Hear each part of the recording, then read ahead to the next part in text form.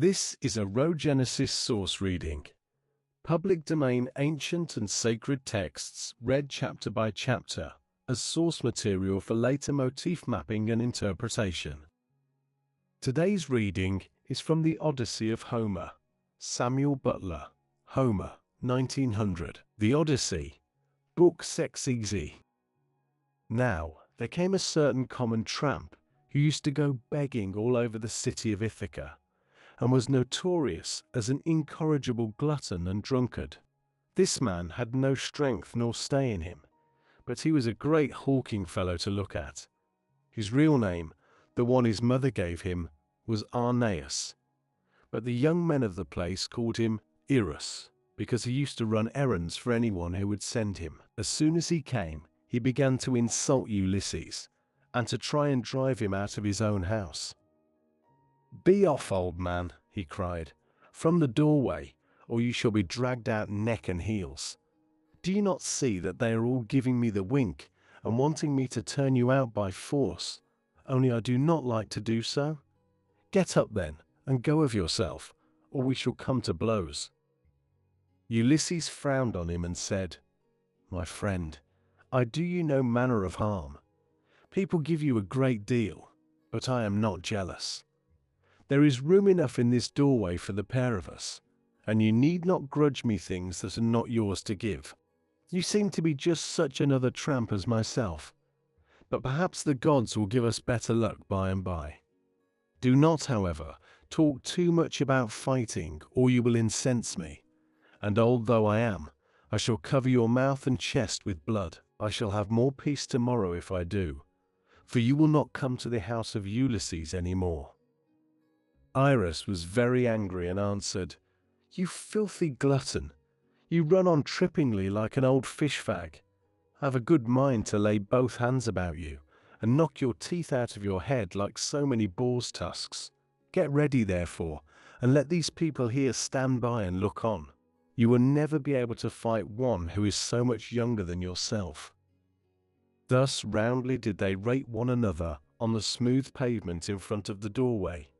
And when Antinous saw what was going on, he laughed heartily and said to the others, "This is the finest sport that you ever saw. Heaven never yet sent anything like it into this house. The stranger and Iris have quarreled and are going to fight. Let us set them on to do so at once."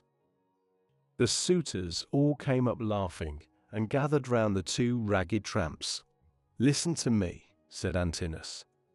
"There are some goats' paunches down at the fire, which we have filled with blood and fat, and set aside for supper.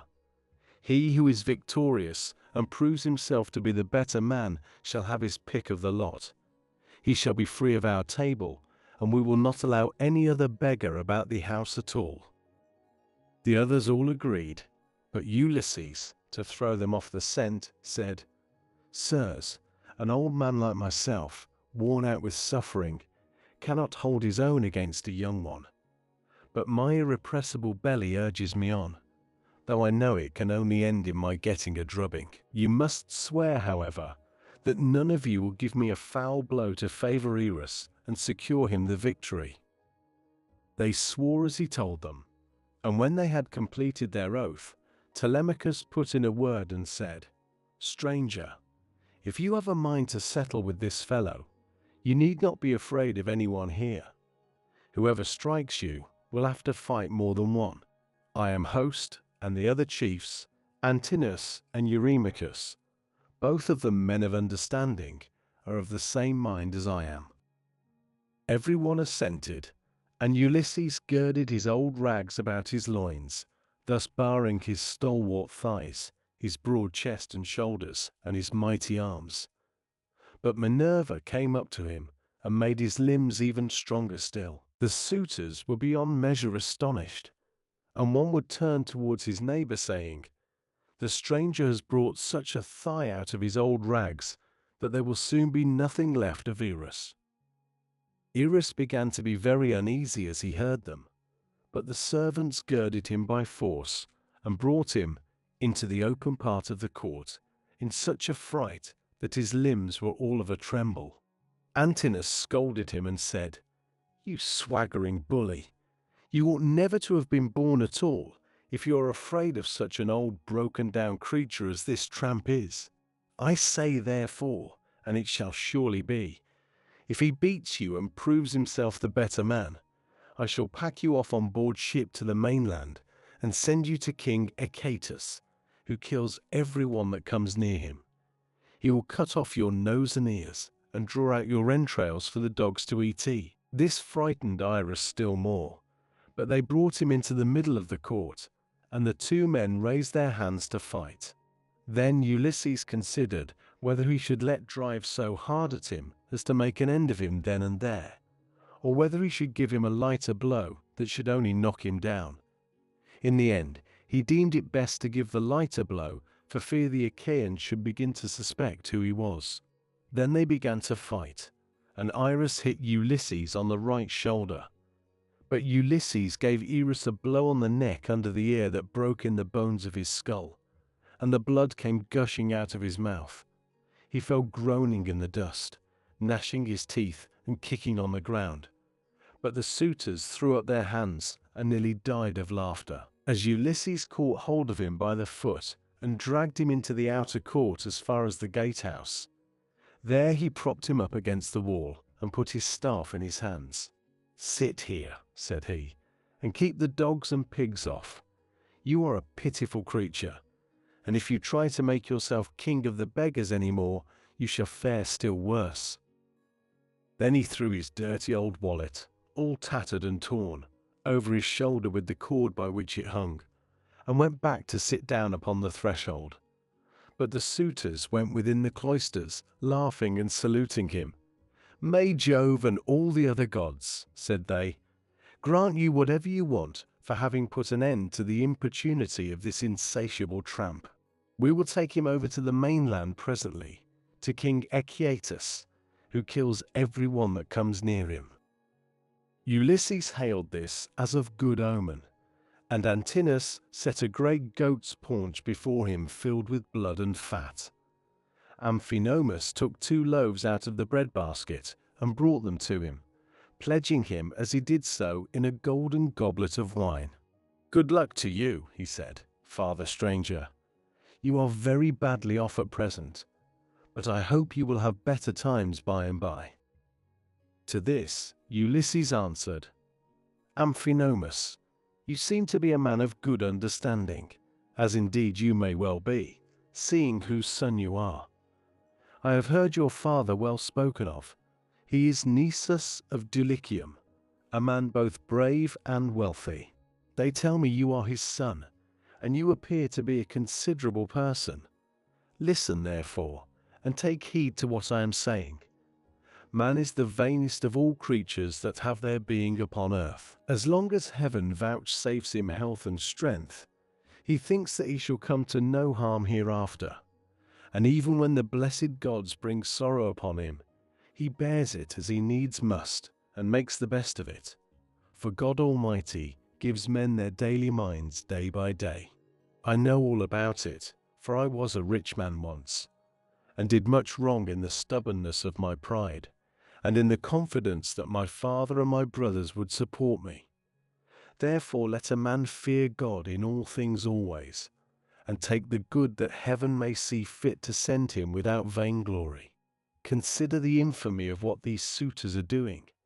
See how they are wasting the estate, and doing dishonor to the wife, of one who is certain to return some day, and that too, not long hence.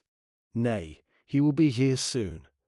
May heaven send you home quietly first, that you may not meet with him in the day of his coming. For once he is here the suitors, and he will not part bloodlessly." With these words he made a drink offering, and when he had drunk, he put the gold cup again into the hands of Amphinomus, who walked away serious and bowing his head, for he foreboded evil. But even so, he did not escape destruction, for Minerva had doomed him fall by the hand of Telemachus. So he took his seat again at the place from which he had come. Then Minerva put it into the mind of Penelope to show herself to the suitors, that she might make them still more enamored of her, and win still further honor from her son and husband. So she feigned a mocking laugh and said, Eurynome, I have changed and have a fancy to show myself to the suitors, although I detest them. I should like also to give my son a hint that he had better not have anything more to do with them. They speak fairly enough, but they mean mischief. My dear child, answered Eurynome, all that you have said is true. Go and tell your son about it. But first, wash yourself and anoint your face. Do not go about with your cheeks all covered with tears. It is not right that you should grieve so incessantly. For Telemachus, whom you always prayed that you might live to see with a beard, is already grown up. I know, Eurynome, replied Penelope, that you mean well, but do not try and persuade me to wash and to anoint myself, for heaven robbed me of all my beauty on the day my husband sailed. Nevertheless, tell Autonoe and Hippodamia that I want them. They must be with me when I am in the cloister. I'm not going among the men alone. It would not be proper for me to do so. On this, the old woman went out of the room to bid the maids go to their mistress. In the meantime, Minerva bethought her of another matter, and sent Penelope off into a sweet slumber. So she lay down on her couch, and her limbs became heavy with sleep. Then the goddess shed grace and beauty over her, that all the Achaeans might admire her. She washed her face with the ambrosial loveliness that Venus wears when she goes dancing with the Graces. She made her taller and of a more commanding figure, while as for her complexion, it was whiter than sawn ivory. When Minerva had done all this, she went away, whereon the maids came in from the women's room, and woke Penelope with the sound of their talking. What an exquisitely delicious sleep I have been having, said she, as she passed her hands over her face, in spite of all my misery. I wish Diana would let me die so sweetly now at this very moment, that I might no longer waste in despair for the loss of my dear husband, who possessed every kind of good quality and was the most distinguished man among the Achaeans. With these words, she came down from her upper room, not alone, but attended by 2 of her maidens. And when she reached the suitors, she stood by one of the bearing posts supporting the roof of the cloister, holding a veil before her face, and with a staid maid servant on either side of her. As they beheld her, the suitors were so overpowered and became so desperately enamored of her, that each one prayed he might win her for his own bedfellow. Telemachus, said she, addressing her son, I fear you are no longer so discreet and well conducted as you used to be. When you were younger, you had a greater sense of propriety. Now, however, that you are grown up, though a stranger to look at you would take you for the son of a well-to-do father, as far as size and good looks go, your conduct is by no means what it should be. What is all this disturbance that has been going on? And how came you to allow a stranger to be so disgracefully ill-treated? What would have happened if he had suffered serious injury while a suppliant in our house?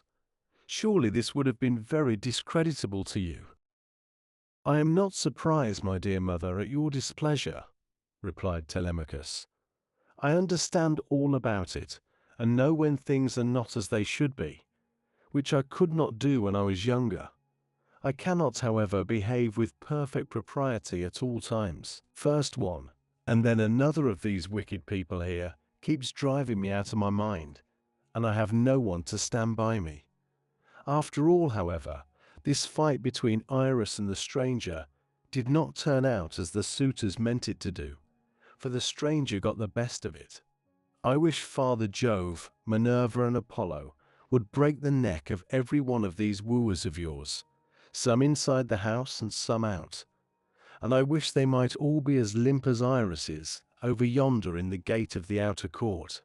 See how he nods his head like a drunken man. He has had such a thrashing that he cannot stand on his feet nor get back to his home, wherever that may be, for has no strength left in him.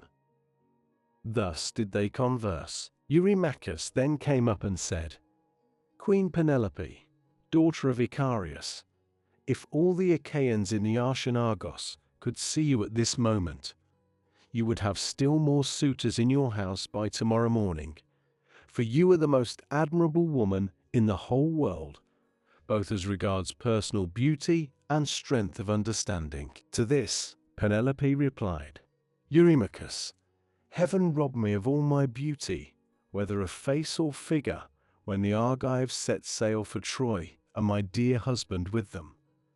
If he were to return and look after my affairs, I should both be more respected and show a better presence to the world. As it is, I am oppressed with care, and with the afflictions which heaven has seen fit to heap upon me. My husband foresaw it all, and when he was leaving home, he took my right wrist in his hand. 'Wife,' he said, 'we shall not all of us come safe home from Troy, for the Trojans fight well, both with bow and spear. They are excellent also at fighting from chariots, and nothing decides the issue of a fight sooner than this. I know not, therefore, whether heaven will send me back to you, or whether I may not fall over there at Troy.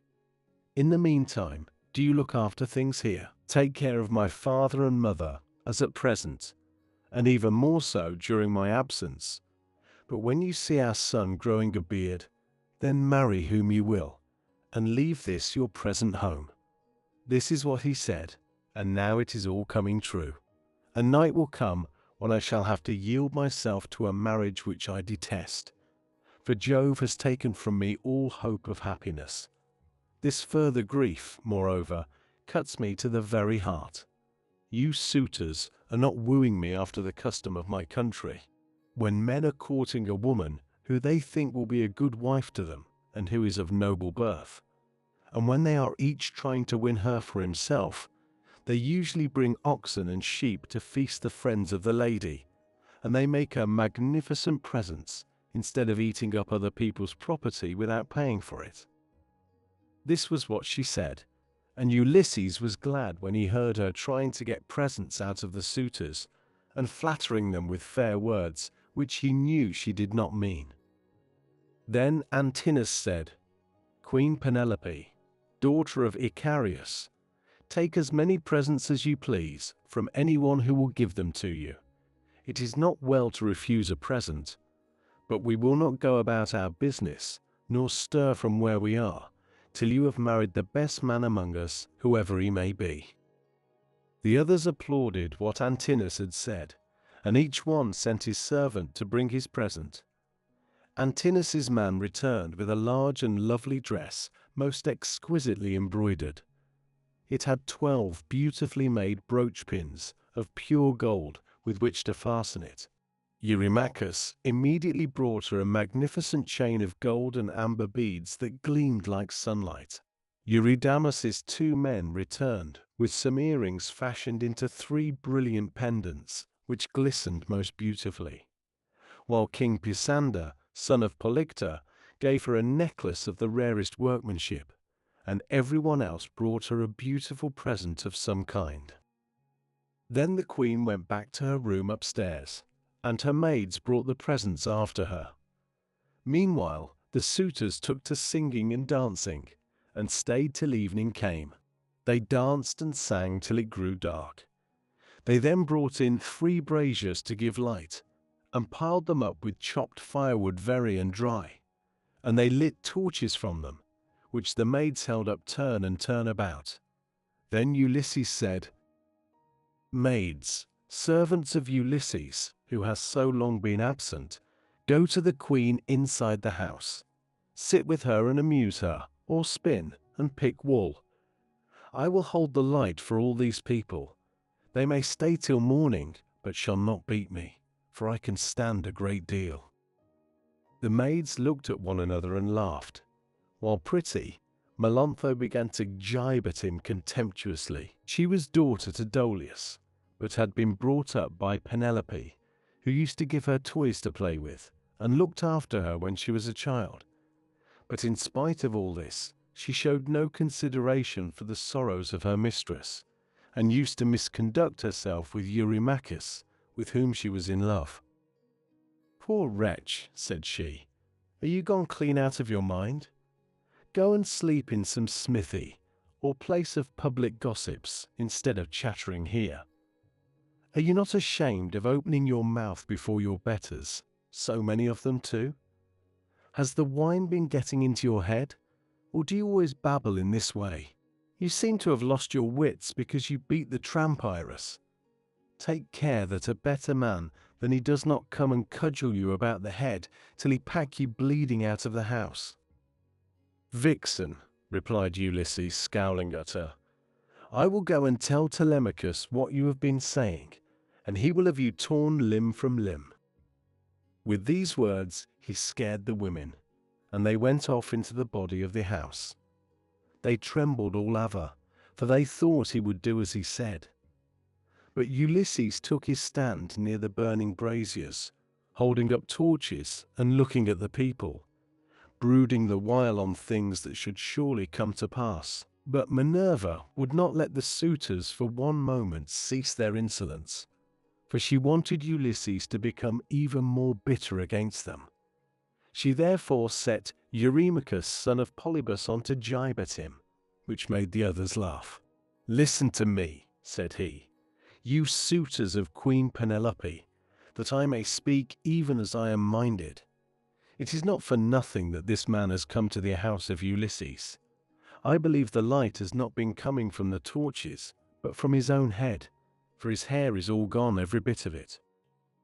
Then turning to Ulysses, he said, Stranger, will you work as a servant if I send you to the wolds and see that you are well paid? Can you build a stone fence or plant trees? I will have you fed all the year round, and will find you in shoes and clothing. Will you go then? Not you, for you have got into bad ways and do not want to work. You had rather fill your belly by going round the country begging.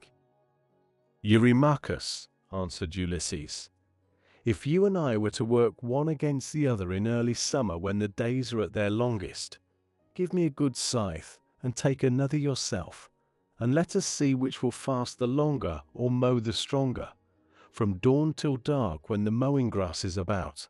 Or if you will plough against me, let us each take a yoke of tawny oxen, well mated and of great strength and endurance. Turn me into a 4-acre field, and see whether you or I can drive the straighter furrow. If again war were to break out this day, give me a shield, a couple of spears, and a helmet fitting well upon my temples. You would find me foremost in the fray, and would cease your jibes about my belly.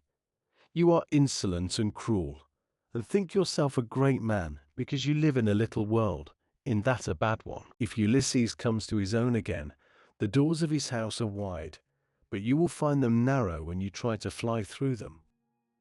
Eurymachus was furious at all this. He scowled at him and cried, You wretch! I will soon pay you out for daring to say such things to me, and in public too. Has the wine been getting into your head, or do you always babble in this way? You seem to have lost your wits because you beat the tramp Iris. With this, he caught hold of a footstool, but Ulysses sought protection at the knees of Amphinomus of Dulichium, for he was afraid. The stool hit the cupbearer on his right hand and knocked him down. The man fell with a cry flat on his back, and his wine jug fell ringing to the ground. The suitors in the covered cloister were now in an uproar, and one would turn towards his neighbor, saying, I wish the stranger had gone somewhere else. Bad luck to hide, for all the trouble he gives us. We cannot permit such disturbance about a beggar. If such ill counsels are to prevail, we shall have no more pleasure at our banquet. On this Telemachus came forward and said, Sirs, are you mad? Can you not carry your meat and your liquor decently? Some evil spirit has possessed you. I do not wish to drive any of you away, but you have had your suppers, and the sooner you all go home to bed the better. The suitors bit their lips and marveled at the boldness of his speech. But Amphinomus, the son of Nisus, who was son to Aretus, said, Do not let us take offense. It is reasonable, so let us make no answer. Neither let us do violence to the stranger, nor to any of Ulysses' servants. Let the cupbearer go round with the drink offerings, that we may make them and go home to our rest. As for the stranger, let us leave Telemachus to deal with him, for it is to his house that he has come." Thus did he speak, and his saying pleased them well. So Mulius of Dulichium, servant to Amphinomus, mixed them a bowl of wine and water, and handed it round to each of them man by man, whereon they made their drink offerings to the blessed gods. Then, when they had made their drink offerings and had drunk each one as he was minded, they took their several ways each of them to his own abode. This reading now enters the Rhogenesis Source Archive. Later, we will return to it to trace its motifs, symbols, and recurring questions across other traditions. For now, the source has spoken. The source returns first. Meaning follows. Thank you for listening. If something in this reading stayed with you, a motif, a symbol, or a question, feel free to share it in the comments. And if this reading resonated, leaving a like helps signal what is worth continuing to explore. If you're interested in public domain ancient and sacred texts, you can subscribe to follow future readings, released chapter by chapter.